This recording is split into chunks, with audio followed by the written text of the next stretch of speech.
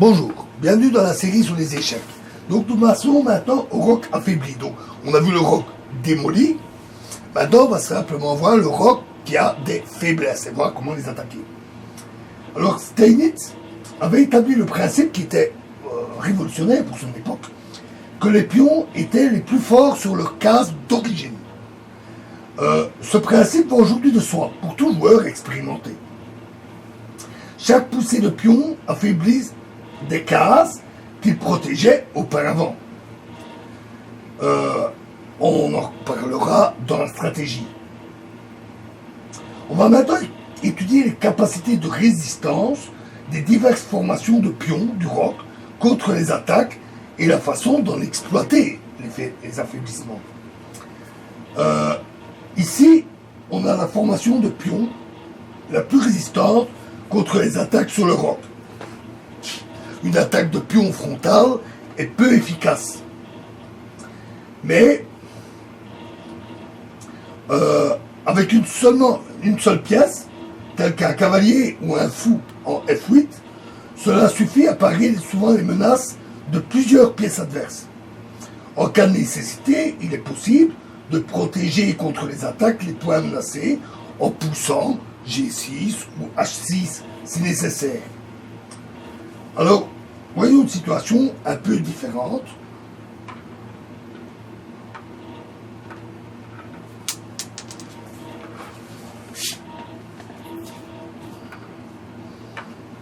Alors ici, le roc est affaibli. Pourquoi? Parce que le pion a avancé et donc il ne protège plus F3 et H3. Si une dame vient s'incruster en H3, cela peut être très dommageable et peut donner lieu à des attaques de mat. De même, avec cette position, cette fois-ci, c'est G3 qui n'est plus protégé, et une dame noire qui viendrait s'incruster ici, soutenue par des pièces telles qu'un cavalier, peut exercer des menaces très importantes. Souvent, le roc est affaibli par cette disposition. C'est très fréquent, parce que beaucoup d'ouvertures, parce qu'on ne choisit pas toujours de laisser ses pions à la place d'origine. Cela dépend des ouvertures et il est presque toujours impossible d'éviter les variantes qui ne nous plairaient pas à cause de ça. Souvent, dans certaines ouvertures, un fou vient clouer un cavalier et on chasse le fou par l'avance du pion en H6. Alors, plaçons par exemple une dame en E4 et les deux fous blancs en D2 et D3. Si les noirs empêchent l'attaque en H7 en jouant G6, alors ils perdent le pion H6. Cette position est donc plus faible. Des différentes tournures d'attaque avec un sacrifice en H6 peuvent aussi se présenter. Par exemple, avec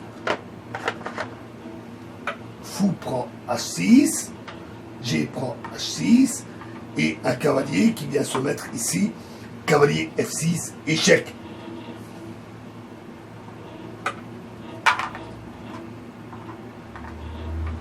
Alors,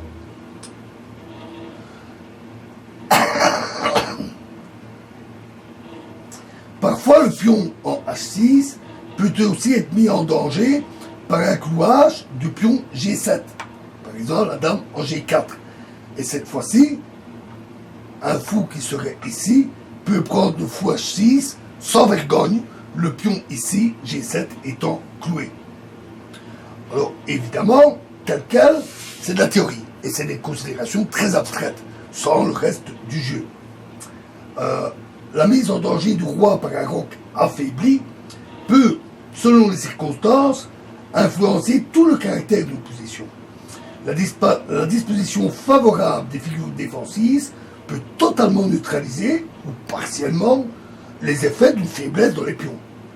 Donc maintenant, dans les prochaines vidéos, on va voir de plus près les méthodes les plus courantes pour exploiter un rock qui est affaibli.